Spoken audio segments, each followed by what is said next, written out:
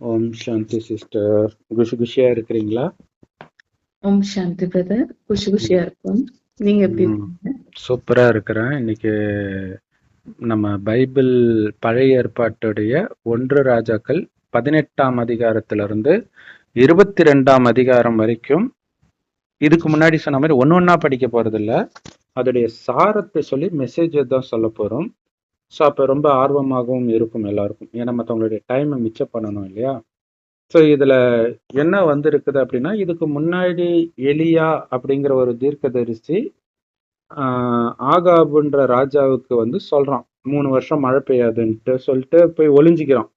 அதே மாதிரி செம பஞ்சம், எங்கேயுமே எதுவுமே கிடைக்கல. ஒரு விதவை வந்து கடவுள் வந்து அந்த இடத்துக்கு போக சொல்றாரு.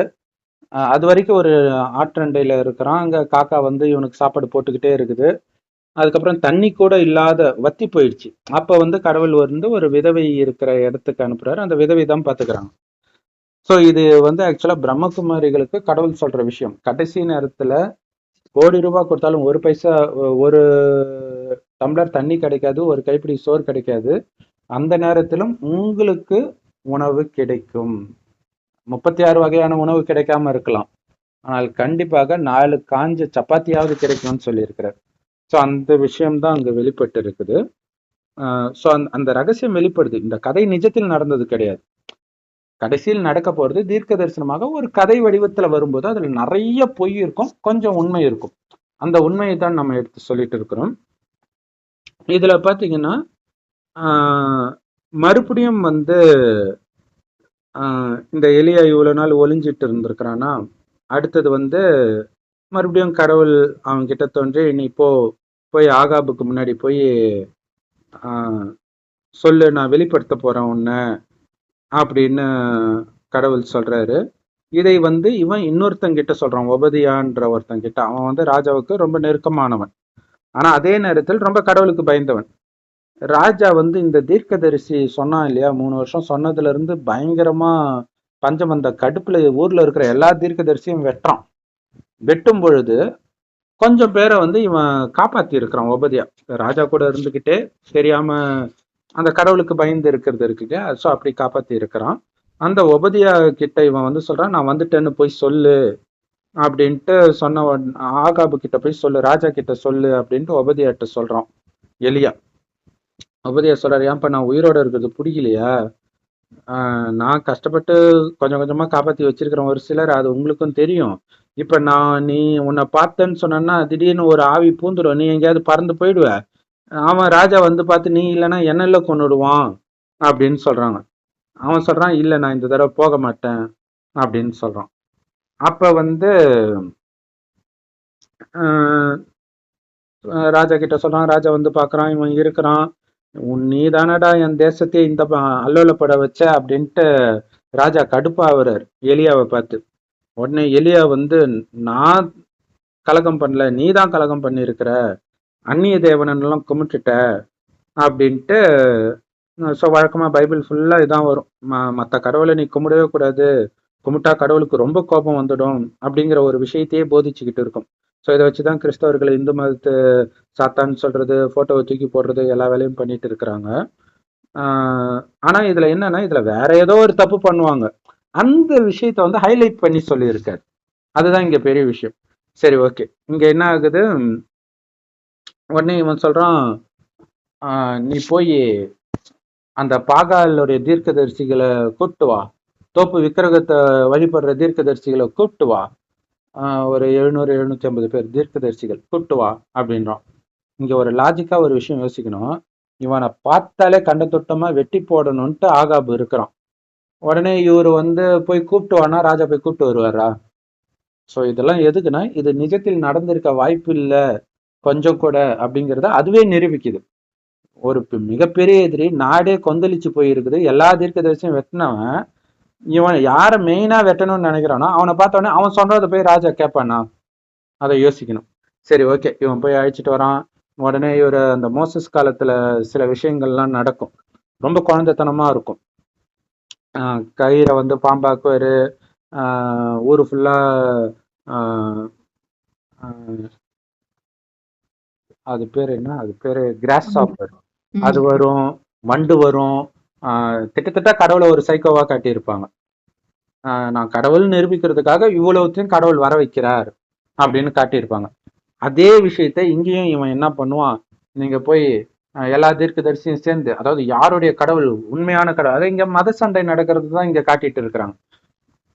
அப்ப வந்து நீங்க உங்க பாகால் கடவுளை கூப்பிட்டு இந்த மாட்டுக்கறியை எரிய வைங்க பார்ப்போன்ட்டு அது மேல ஆஹ், எரிய வைக்க சொல்லுவாங்க. அவங்க நாள் ஃபுல்லா ப்ரேயர் பண்ணுவாங்களாம், நடக்கலையாம். இவர் என்ன பண்ணுவாரு, மேல தண்ணியெல்லாம் ஊத்த சொல்லுவார் பல தடவை. ஊத்திட்டு சொல்லிட்டு, கடவுளே நீ வந்து நீதான் உண்மையான தேவன் நிரூபினோன்னு மேல இருந்து அப்படியே நெருப்பு வந்துடும். உடனே எல்லாரும் இவர் தான் தேவன் அப்படின்ட்டுருவாங்க. உடனே இப்ப இப்ப மழை பெய்ய போகுது அப்படின்னு உன் ராஜாவை போ சொல்லு அப்படின்னு போறதுக்குள்ள பயங்கர மழை வந்துடும். ஸோ இதெல்லாம் கேள்விப்பட்ட உடனே ராஜாவுடைய மனைவி இருக்கிறாள் இசபெல், அவ கடுப்பாது. எவ்வளவு தைரியம் இருந்தா எல்லா தீர்க்கதரிசியும் ஒருத்தன் வெட்டியிருப்பான், நாளைக்கு சாயங்காலத்துக்குள்ள மவனே நீ உனக்கு இந்த நிலைமை வரலன்னா பாருனோடனே அலறி அடிச்சுட்டு ஓடுவான். இங்க லாஜிக் பாருங்க, ராஜாவை கண்டு எதிர்த்து பேசினவன், 700 பேரை வெட்டி போட்டவன் ஒரு பொண்ணுக்காக பயந்து போவான்னா? அவ்வளோ சக்தி இருக்கிறவன் அந்த பொண்ணுக்கு சக்தியை கொடுத்து கை காலை முடமாக்க முடியாது, எரிக்க முடியாது. ஸோ இது கற்பனை கதை அப்படிங்கிறத எந்த மதத்தை நீங்க படிச்சாலுமே அது நிரூபிச்சிடும். அப்ப இங்க என்ன மெசேஜ் இருக்குது அப்படின்னா, எந்த மெசேஜுமே இல்லை இது வரைக்கும் வந்த கதையில. ஆனா இனிமேல்ட்டு போக போக மெசேஜ் இருக்குது. சரி, அதுக்கு அடுத்தது என்ன ஆயிடுது அப்படின்னா, இவனுடைய மறுபடியும் இவன் போய் ஒளிஞ்சிக்கிறான். பயம் வந்துருச்சு. யாரு, 700 பேரை கொலை பண்ணவனுக்கு ஒரு பொண்ணு மேல பயம் வந்துருச்சு. போய் எங்கெங்கயோ போய் ஒளிஞ்சிக்கிறான், நான் சாகணும்னு நினைக்கிறான். கடவுளே எனக்கு கொண்டு போட்டுருன்றான். அதுக்கு அங்கேயே இருந்திருந்தா அந்த பொண்ணே கொண்டு போட்டிருப்பா. இவன் போய் ஒளிஞ்சிக்கிறான். அதுக்கப்புறம் தேவதூதன் வந்து ஏந்திரிப்பா சாப்பிடுப்பா அப்படின்னு சொல்றார். அடுத்தது என்ன நடக்குது சிஸ்டர்?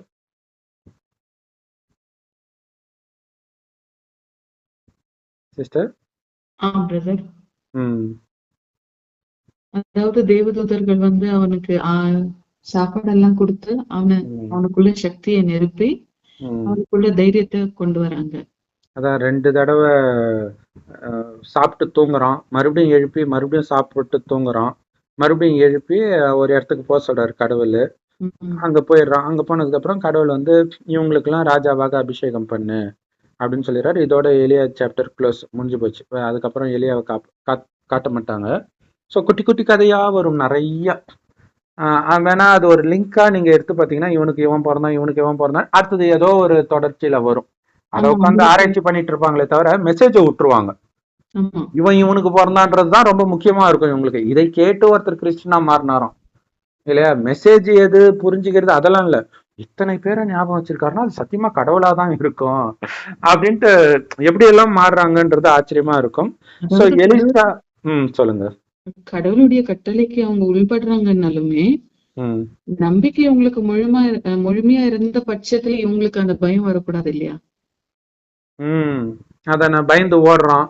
அப்ப எது, அதாவது இவன் எந்த கடவுளை உண்மையான கடவுள்னு சொன்னானோ அந்த கடவுளுக்கு சக்தி இல்லைன்னு இவன் நிரூபிக்கிற மாதிரி போய் ஒளிகிறான். அதான் அர்த்தம். இத்தனை பேரை வெட்டி போட்டவனுக்கு, இதுதான் உண்மையான கடவுள் நிரூபிக்க தெரிஞ்சவனுக்கு தன்னையே காப்பாத்திக்க முடியலன்னா அதுலயே தெரியுது இல்லையா? இங்க உண்மையான இது கடவுளுடைய வேலை கிடையாது, அவ்வளவுதான். கடவுள் ஒருத்தர் தான். இந்த மாதிரி காமெடி பண்றதெல்லாம் கடவுளுடைய வேலை கிடையாது. நீ பெரியவனா நான் பெரியவனான்னு மனுஷன் அடிச்சுக்குவாங்க, கடவுளை அடிச்சுக்குவாங்க. இருக்கிறதே ஒரு கடவுள் தான், அது வேற விஷயம். அப்படியே வேற ஒரு மனிதன் தன்னை கடவுள்னு சொன்னா கூட கடவுள் எதுக்கு அதை பத்தி கோபப்பட போறார் இல்லையா? இங்க யாரும் தன்னை கடவுள்னு சொல்லல, இன்னொரு விக்கிரகத்தை அவன் வழிபடுறான், அவ்வளவுதான். சோ அது வந்து ஒரு பெரிய தவறு அப்படின்னு இவன் சொன்னதுக்கு தண்டனை இவன் ஓடி ஒளிகிறான். இப்ப யாருக்கு தண்டனைன்னு நம்ம எடுத்துக்கிறது? இங்கதான் ஒரு பெரிய மெசேஜ் இருக்குது. என்ன அப்படின்னா, எவன் யாரை கும்பிட்டா என்ன, நீ கம்முன்னு உன் வேலையை பாரு. நீயா போய் கடவுள் சொன்னார் நினைச்சிட்டு போனா உன் நிலைமை இப்படிதான் ஆகும். ஸோ இதுதான் இன்னைக்கு உலகம் ஃபுல்லா நடந்துட்டு இருக்குது இல்லையா? வந்து இந்தியாவில் வந்து இந்து கோயிலெல்லாம் அடிச்சு உடைச்சாங்க. ஸோ அப்படி உடைச்சவர்கள் அடுத்தடுத்த ஜென்மம் வரும்போது அந்த மதங்கள் சிதறடிக்கப்பட்டு அவங்க பெரிய பெரிய கஷ்டத்தை அனுபவிக்கிறதெல்லாம் நம்ம பார்க்குறோம். ஸோ அப்போ அந்த மத புஸ்தகத்தை உண்மைன்னு நம்பினால் அவங்களுடைய நிலைமை என்ன ஆகும் அப்படிங்கிறதுக்கு எலியாவே ஒரு சிறந்த உதாரணம். ஸோ இது அடிக்கடி வரும், நம்ம ஏற்கனவே சொல்லியிருப்போம். கடவுள் ஒருத்தருக்கு சாபத்தை கொடுப்பாரு, நீ அழிக்கப்படுவாயின்ட்டு. ஸோ அதுக்காக ஒருத்தன் உருவாவான், அவன் கூட இருக்கிற ஒருத்தனே அவனுக்கு எதிராக திரும்பி அவனை கொலை பண்ணி போட்டுருவான். சரி, அப்ப இவனை கொலை பண்ணி போடுறது தப்பு இல்லையா? இவனையும் ஒருத்தன் கொலை பண்ணுவான். அப்ப கடவுள் சொல்வார், அவனை கொலை பண்ணதுக்காக உன்னை கொலை பண்ணேன். அதுதான் இங்க முக்கியமான விஷயம். அப்ப என்ன இங்க ஒரு விஷயம்னா, எது தவறோ அதை விட்டுட்டாங்க.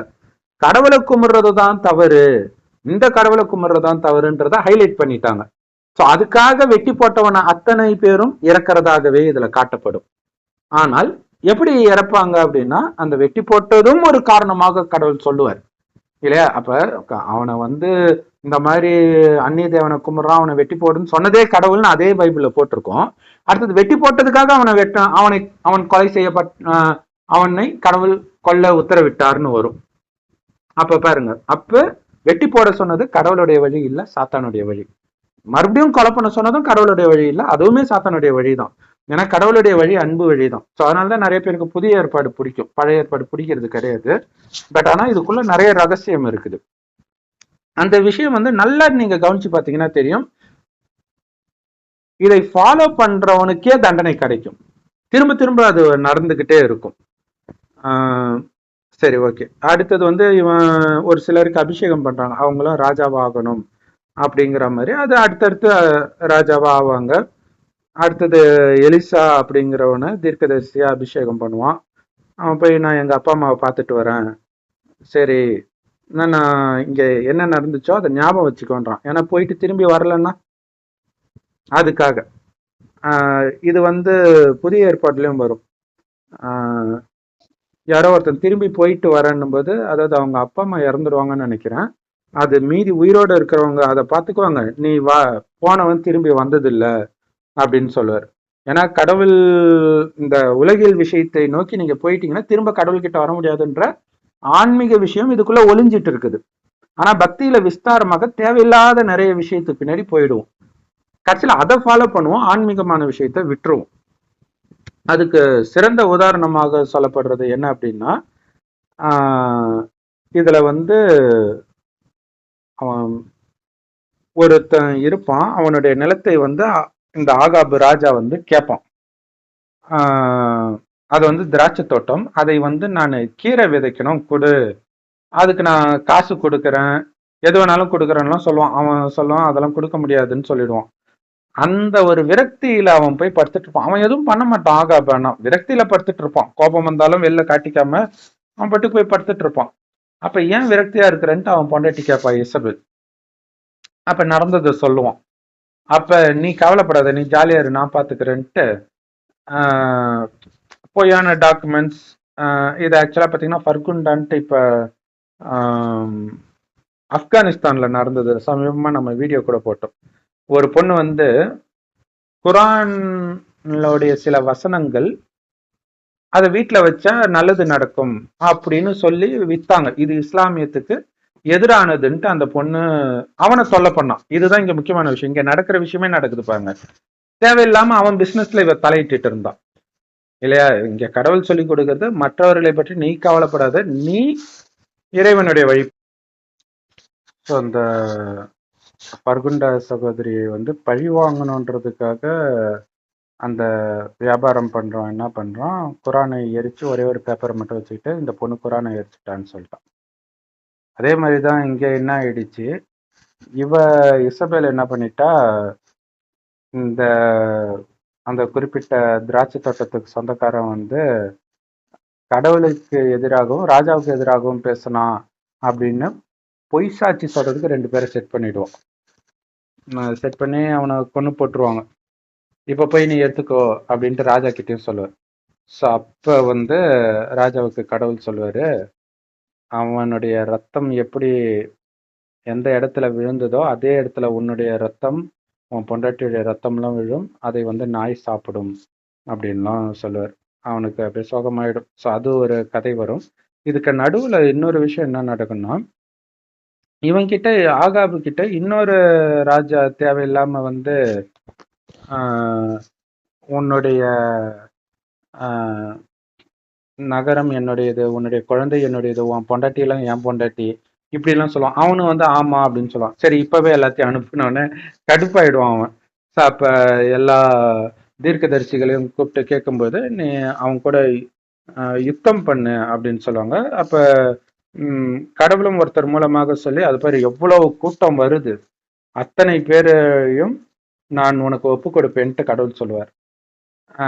ஸோ அதே மாதிரியே நடந்துடும். ஸோ இதுல மெசேஜ் என்ன அப்படின்னா, ஒருத்தனுக்கு வந்து அந்த பதவி, பணம் இதெல்லாம் வந்து அதிகமாக ஆகும்போது அவன் வந்து ஒரு இதுதான் லிமிட்ன்றத மீறி தலைகணம் பிடித்து ஆடுவான்.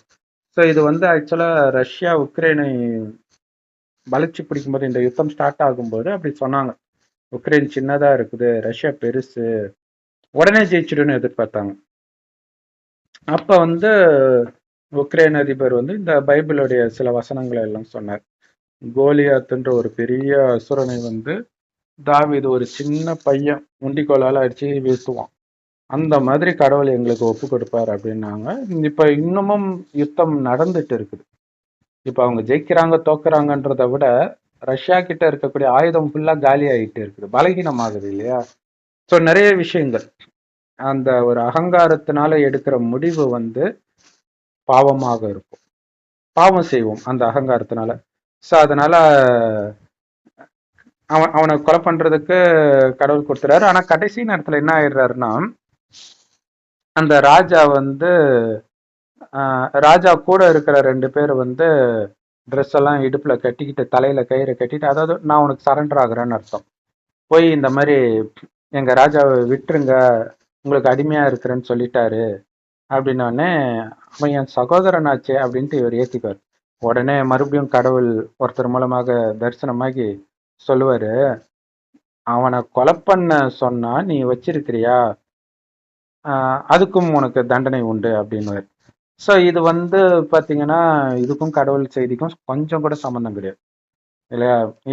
இதுதான் பாத்தீங்கன்னா சாத்தானுடைய வழியை கடவுளுடைய வழியா காட்டுறது. கடவுள் மன்னிக்கிறவரு, அவரு போய் கொலையா பண்ண சொல்லுவார். அங்க கொலை பண்ணதுக்கு தண்டனை கொடுக்கறன்னா கூட அதுவும் கடவுள் பண்றது கிடையாது, அது சாத்தான் பண்றது. பாவமும் செய்ய வச்சு தண்டனையும் கொடுக்கும். அதுல இருந்து விடுபடுறதுக்கான வழியைத்தான் கடவுள் சொல்றாரு. ஸோ அதுதான் பிரம்மகுமாரிகள் மூலமாக ஆத்மான்னு ஒன்று இருந்து பூர்வமத்தில் நட்சத்திரம் மாதிரி நம்ம உயிர் இருக்கு, அது இப்ப அழுக்கா இருக்கு, காமம் கோபம் பற்று பேராசை அகங்காரம்ன்ற அழுக்கு. ஸோ அதுல இருந்து விடுபடணும்னா இறைவனை நினைக்கணும். அவர் செம்பொன் நிறமான ஒளி உலகத்தில் நட்சத்திரம் மாதிரி இருக்கார். அவரைத்தான் பரமபிதான் கிறிஸ்தவர்களும் அல்லான்னு முஸ்லிம்களும் சிவபெருமான்ட்டு இந்துக்களும் சொல்றாங்க. கடவுள் ஒருவரே. அதனால்தான் சிவனுக்கு வந்து மனித உடல் இருக்காது, லிங்கம் தான் இருக்கும், அதாவது ஜோதி ரூபத்தில் அவர் இருக்கிறாருன்றதுக்காக. ஸோ அதனால அவரை நீங்க நினைக்க நினைக்கத்தான் அவரை மாதிரியே நம்மளும் பரிசுத்தமாகும். இதுதான் கடவுளுடைய வழியை தவிர, அவனை நீ கொலை பண்ணலையா, எனக்கு கோபம் வந்துடுச்சு, மற்றவங்க கடவுளை கோயிலெல்லாம் இடிக்கலையா, எனக்கு கோபம் வந்துடுச்சு, இதெல்லாம் உண்மையிலேயே கடவுள் சொன்னாருன்னு வேற இன்னைய வரைக்கும் நம்பிட்டு இருக்கிறாங்க. என்ன பண்றது? சரி, இது வந்து ஒரு இது இது இது வந்து கடவுளுடைய செய்தி கிடையாது, அதையும் புரிஞ்சுக்கணும். சாத்தானுடைய செய்தியும் கடவுளுடைய செய்தியோட கலந்து கொடுக்கறது தான் சாத்தானுடைய சாமர்த்தியம். ஸோ எல்லா மத நூல்களிலும் இப்படி இருக்கும். அடுத்தது என்ன நடக்குது அப்படின்னா,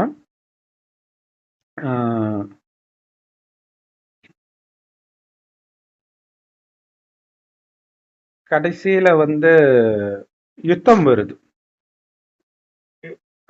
யுத்தம் வரும்போது, ஏன்னா இங்க வந்து இப்ப சாபம் வாங்கிட்டாருங்க இல்லையா, அந்த ஒருத்தனுடைய நிலத்தை அபகரிச்சு கொலை பண்ணதுனால. அப்ப வந்து திடீர்னு இவனுக்கு ஒண்ணு தோணுது. சீரியருக்கும் இஸ்ரவேலருக்கும் 3 வருஷம் சண்டையே இல்லாம இருக்குது. 3வது வருஷத்துல இந்த பாருங்க, இதுதான் ரொம்ப ரொம்ப முக்கியமான விஷயம். அங்க ஆகாபு வந்து அவன் கம்மன் தான் இருக்கிறான். அவன் பொண்டாட்டி பேச்சு கேட்டு, ஆக்சுவலா அப்பயும் அவன் கம்மன் தான் இருக்கிறான், பொண்டாட்டி தான் ஆளை வச்சு பண்ணுது. பட் இருந்தாலும் இவன் தானே ராஜா, பொண்டாட்டிக்கு எப்படி பர்மிஷன் கொடுக்கலாம் இல்லையா? ஸோ அப்ப அந்த பொண்டாட்டி பண்ணதுக்கான தண்டனை இவன் அனுபவிக்கிறான். ஸோ இது இது எவ்வளவு நுணுக்கமா இருக்குது பாருங்க. அதே மாதிரி இங்க இவனுடைய ஃப்ரெண்டு இன்னொரு ராஜா, அவன் வந்து சொல்றான், யோசபாத்ன்ற யூதா ராஜா வந்து இஸ்ரவேல் ராஜா ஆகாபு கிட்ட சொல்றான், கீலேயாத்துல ராமோத்து நம்மளுடையது தானே, அதை எதுக்கு சீரியா ராஜா வச்சிருக்கிறான், வாங்க நம்ம போய் சண்டை போட்டு அதை பிடிக்கலாம் அப்படின்றான். இவன் வந்து தீர்க்கதரிசிகள் எல்லாம் கூப்பிட்டு கேட்கறான். எல்லாருமே நீங்க சண்டைக்கு போகணும்னு கடவுள் சொல்றாரு, சண்டைக்கு போகணும்னு கடவுள் சொல்றாருன்றாங்க. சரி, எல்லாரையும் கேட்டாச்சான்ட்டு இவன் யூதா ராஜா கேட்கறான் யோசபாத். அதுக்கு ஆகாபு சொல்றான், ஒரே ஒருத்தன் இருக்கிறான் மிக்காயான்ட்டு, ஆனா அவன் எப்பவுமே எனக்கு எதிராக தான் சொல்லுவான். இல்ல இல்ல அப்படிலாம் சொல்லாத, நீ கூப்பிட்டு வா அப்படின்னும் போது அவனும் என்ன சொல்றான், ஃபர்ஸ்ட் நீ போ சண்டைக்கு போன்றான். அதுக்கப்புறம் நான் எத்தனை தடவை உன்கிட்ட கேட்டா கடவுள் சொன்னதை நீ என்கிட்ட சொல்லணும் போதுதான் சொல்றான், நீ போனன்னா திரும்ப மாட்ட, சிதறடிக்கப்படுவ, அதை கடவுள் எனக்கு காட்டினாருன்னொடனே அவனுக்கு சமக்கோபம் வருது, இவனை பிடிச்சி ஜெயில போடுங்க போது ரொம்ப கொஞ்சோண்டு உணவு மட்டும், கொஞ்சோண்டு தண்ணி மட்டும் கொடுங்க, நான் போயிட்டு வந்து இவனை பார்க்கணும். அப்படியா, நீ வரியான்னு பார்ப்போம் அப்படின்ட்டு இந்த மிக்காயா தீர்க்கதரிசி சொல்லுவான். அதே மாதிரி அங்க போய் பயங்கரமா சண்டை நடந்துட்டு இருக்கும். இதுல என்ன ஒண்ணுன்னா, இது வந்து ரொம்ப சூப்பரான மெசேஜ் இதுல இருக்குது. என்னன்னா, அவனுக்கு தெரியுது ராஜாவைத்தான் அடிப்பாங்கன்ட்டு. அதனால என்ன பண்ணிட்டான், யோசபாத்து கிட்ட, ஏன்னா யோசபாத்து தான் சண்டைக்கே கூப்பிட்டான், வா போய் சண்டை போடலான்ட்டு. அதனால யோசபாத்து, நீ வந்து ராஜாவா அந்த விஷயத்துல இரு, நான் வந்து சாதாரண மனுஷன் மாதிரி போய் சண்டை போடுறேன்ட்டு. இது வந்து ரொம்ப ரொம்ப, அதாவது அந்த கர்மத்தின் விதியில இருந்து யாருமே தப்பிக்க முடியாது. இது வந்து கடவுள் பண்றது இல்ல, ஆனா கடவுள் வகுத்த விதி, இது கர்மத்தின் விதி.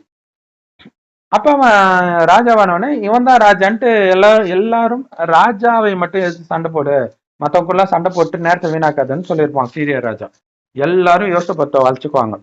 இவன் கத்தனவனே கண்டுபிடிச்சிருவாங்க இவன் ராஜா கிடையாதுன்ட்டு. ஒருத்தன் எதேச்ச எந்த எய்மும் இல்லாம அந்த கை தவறி வில்லு போகுதுன்னுவாங்கல்ல, அந்த மாதிரி போன வில்லு கரெக்டா இவனை தாக்கிடும், ராஜாவை. ராஜாவுடைய கவசத்துக்கும் உடம்புக்கும் நடுவுல போயிடும். அப்ப வந்து என்ன இதுல இருந்து எடுத்துட்டு போ, காயப்பட்டிருக்கிறேன்ட்டு ரதத்துக்காரங்கிட்ட சொல்லுவான். ஆனா சீரியர் போர் நடந்துட்டு இருக்கிற அந்த எதிரியே நாள் ஃபுல்லா வந்திருக்கிறான். ஸோ அப்படியே ரத்தம் சொட்ட சொட்ட அங்கேயே இறந்து போயிடுறான். இப்ப பாருங்க, யோசபாத்துக்கு ஒன்றும் ஆகல, சண்டைக்கு கூப்பிட்டது யோசபாத். அப்ப ஏற்கனவே கடவுள் கிட்ட சாபம் வாங்கி இருக்கிறான் இல்லையா, ஸோ கடவுள் சபிக்கிறவர் கிடையாது, நீங்க செய்த பாவம் உங்களுக்கு சாபமா மாறுது. ஸோ அதற்கான தண்டனை எப்படி கிடைக்குது பாத்தீங்களா, நண்பன் மூலமா வருது. ஸோ அதுதான் முக்கியமான விஷயம். அதுல நம்ம ரொம்ப கவனமா இருக்கணும்.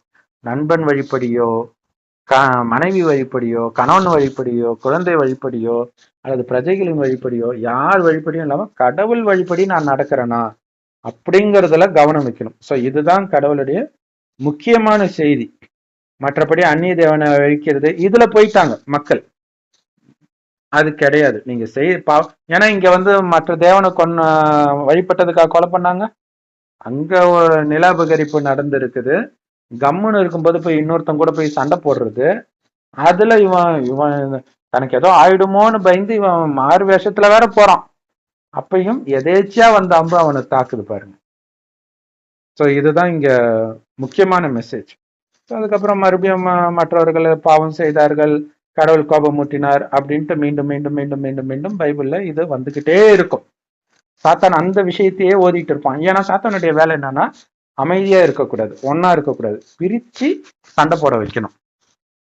ஸோ அதைத்தான் பழைய ஏற்பாடு நல்லாவே பண்ணுது.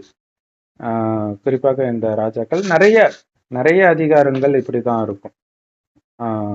சரி, ஓகே, ஓம் சாந்தி. ஸோ கடவுளுடைய செய்தியை பிரிச்சு சாத்தானுடைய செய்தியை தனியா தள்ளிட்டு கடவுளுடைய செய்தியை மட்டும் எடுத்துக்கோங்க. இதுல வந்த கடவுளுடைய செய்தி, பாவம் செய்தால் தண்டனை கிடைக்கும்.